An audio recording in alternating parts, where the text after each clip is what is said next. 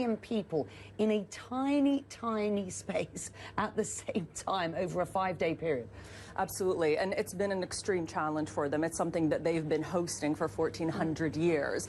And over the last few years, over the last decade, they've definitely been investing more in infrastructure, whether it's creating wider bridges, bigger bridges to be able to access the points, having discussions with religious scholars about actually widening the space that is considered the holy territory where the rites can be performed. Security personnel are ever present.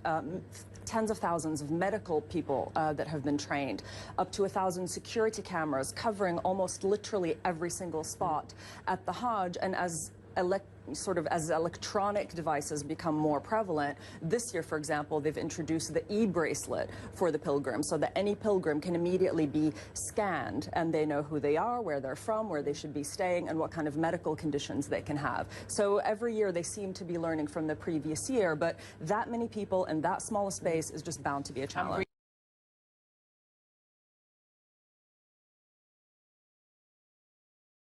It's the sense of the diversity.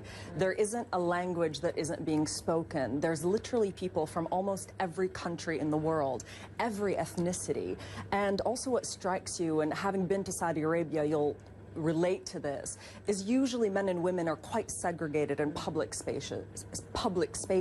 But at the Hajj, the men and the women are performing their rituals together, they're praying together, and because everyone is wearing the same white robe, which is intentionally meant to symbolize equality, you can't tell rich from poor. And some of the people you meet have actually saved their entire lives to be there at the Hajj at that moment.